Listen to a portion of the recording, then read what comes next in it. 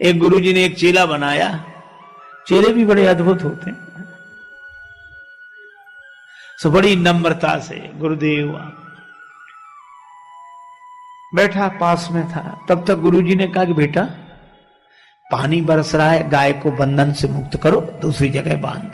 चेला बैठे बैठे बोला, गुरुजी जो स्वयं बंधन में पड़ा हो वो क्या किसी को बंधन से मुक्त कर सकता है? क्षमा करें गुरुदेव, ये मुझसे नहीं हो सकता। बंधन से मुक्त करना तो आपका काम है गुरुदेव। गुरुजी भी समझ गए कि चेला नहीं गुरु वही मिला है। अब गुरुजी ने कहा चेले से विवाद कौन करे, चलो। गुरुजी गए, गाय को की रस्सी खोलकर उसको दूसरी जगह छाया में बांध दिया। थोड़ी देर में गुरुजी फिर बोले, बच्चा बाहर जाके देख पानी बरस रहा है कि बंद हो गया है। चेला बोला, गुरुदेव ये बिल्ली आपके पास बैठी है, बाहर से ही आई है। आप तो इसके शरीर पर हाथ घुमाओ, शरीर गीला हो तो समझ लो पानी बरस रहा है, और शरीर सूखा हो तो समझ लो पानी बरसना बंद।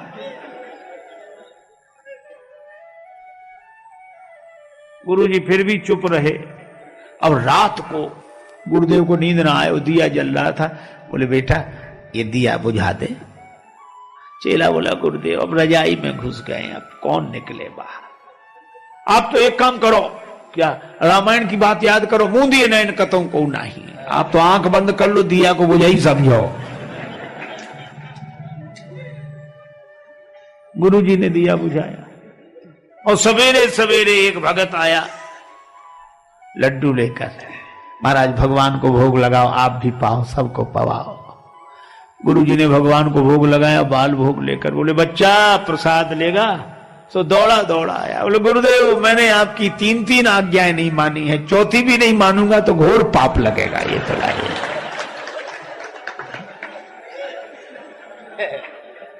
ये हाल। कोई रिक्शा दिख गया तो हम रिक्शा मांगते नहीं है, आवाज ए रिक्शा, जैसे उसका नाम रिक्शा ही हो। एक आदमी ने तो हद कर दी, रिक्शे वाले से बोला, रिक्शा?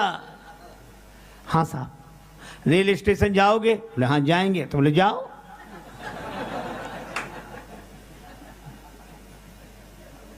दो आदमी एक रिक्शे पर 2 घंटे बैठे, उतर कर उसे अठन्नी दे दी। रिक्शे वाले ने हाथ जोड़कर कहा कि भैया ये तो कम है। दूसरा क्या कहते, कम है? अपना मकान लिख दें तुम्हारे नाम, जमीन लिख दें, बड़े कम। दूसरा क्या कहता, इसके मुंह मत लगो, इन लोगों को मुंह मत लगा करो, ये छोटे लोग हैं, चलो। ये हमारा व्यवहार है और भगवान राम का व्यवहार। आज्ञा नहीं दी, नाव मांगी नाव। हे केवट अपनी नाव ले आओ, हमें पार कर दो। और नाव जब मांगी तो केवट के आंखों में आंसू आ गए। केवट ने कहा कि श्रम का मूल्यांकन इतना जिसके मन में हो वो नर नहीं हो सकता, नर रूप में भगवान ही हो सकते हैं। कहा तुम्हारा मरम मैं जाना। भगवान नाव मांग रहे हैं, आंसू आ गए उसके। कहने लगा मैं आपका मर्म जान गया। भगवान ने नाव मांगी, केवट नहीं लाया, दूसरी तरफ ले गया। उधर नहीं, इधर ले आओ नाव। केवट बोला मैं आपके बारे में अच्छी तरह जानता हूं, नाव नहीं लाऊंगा। मैं आपके बारे में अच्छी तरह जानता हूं, आपको नाव की जरूरत है ही नहीं, यही जानता हूं। नाम अजामिल से खलकोटि अपार, नदी भव बूढ़त काढ़े। हे प्रभु आपका नाम तो भवसागर से पार कर देता है पापियों को। गंगा जी पार करने के लिए आपको नाव की कोई जरूरत नहीं है, मैं जानता हूं। पर भगवान कहते नाव ले आओ। केवट ने मन ही मन कहा कि प्रभु जनकपुर वाले आपको जनकपुर में रोक नहीं सके, आप जनकपुर से अयोध्या आ गए, अयोध्या वाले नहीं रोक सके, आप श्रृंगवेरपुर में आ गए, निखादराज रोक नहीं सके, आप गंगा जी किनारे आ गए, और मैं भी अगर आपको पार कर दूं तो फिर मेरी क्या हिम्मत जो आपको रोक लूं। बड़े बड़े राजा आपको नहीं रोक सके तो भला मैं क्या रोक पाऊंगा। इसलिए मैंने निश्चय किया, ना नाव लाऊंगा ना पार करूंगा, अपने आप रुके रहोगे। एक आदमी गया बाजार, पत्नी ने कहा कि बाजार जा रहे हो तो कोई चीज खरीद लाना। ठीक है, पर पत्नी बोली ठग मत जाना, बाजार में ठग बैठे रहते हैं। वह ये शिक्षा लेकर घर से गया दुकानदार के पास। बरसात के दिन छाता पसंद आया, दुकानदार से कहा ये छाता कितने का दिया? दुकानदार बोला 20 रुपए का। सस्ते का जमाना था। छाता कितने का दिया? बोला 20 रुपए का। तो वो तो घर से पढ़कर आया था, बोला हम तो 10 रुपए देंगे। दुकानदार समझ गया कि ग्राहक बड़ा चतुर है, तो बोला अब तुमसे क्या मुनाफा लें, दाम के दाम में ले जाओ, 16 रुपए निकालो ले जाओ। 16 रुपए में दोगे? हाँ। तो खरीदने वाला बोला फिर तुम 8 रुपए देंगे। दुकानदार ने समझा मजाक कर रहा है, कहा 12 रुपए में लेना है कि नहीं? ग्राहक बोला 6 रुपए देंगे। अरे भाई चलो 10 रुपए में ही ले जाओ, तो बोला 5 रुपए दूंगा। अंत में दुकानदार बोला कि 8 रुपए में लेना है, तो बोला 4 रुपए ले लो। तो दुकानदार झल्ला कर बोला कि मुफ्त क्यों नहीं ले जाते? तो बोला मुफ्त दोगे तो 2 ले जाऊंगा।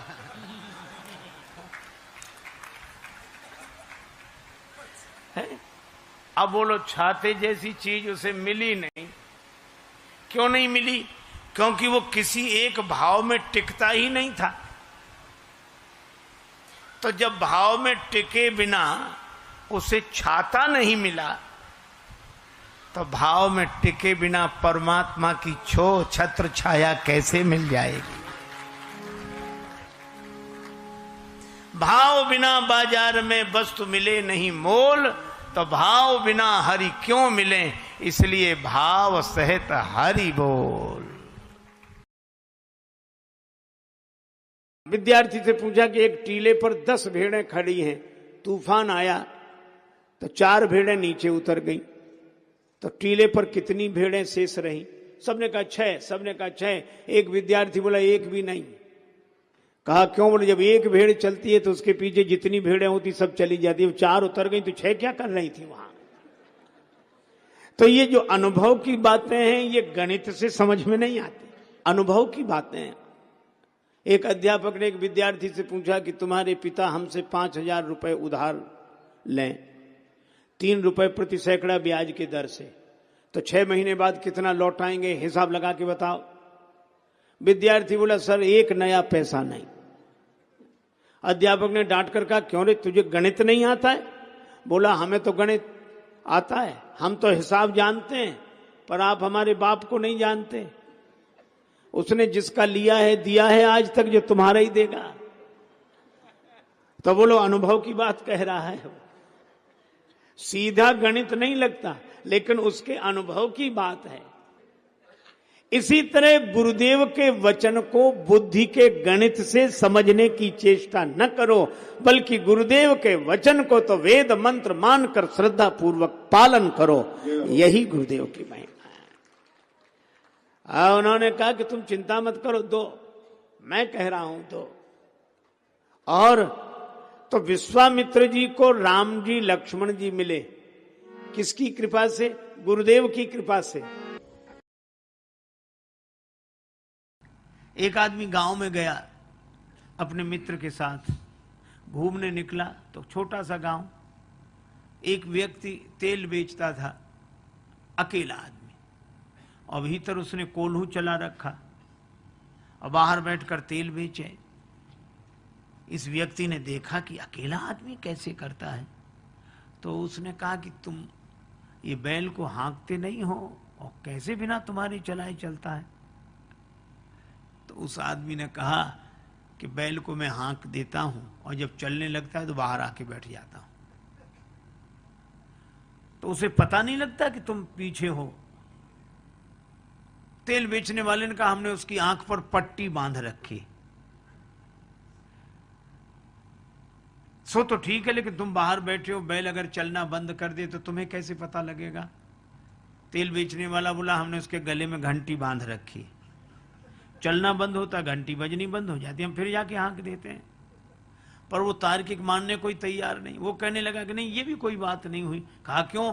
कहा ऐसा भी तो हो सकता है कि बैल एक ही जगह खड़ा खड़ा गर्दन हिलाता रहे, एक ही जगह खड़ा खड़ा गर्दन हिलाता रहे तो भी तो घंटी बजेगी। तेल बेचने वाला हाथ जोड़ के बोला बाबूजी वह बैल है, आपकी तरह तार्किक नहीं है।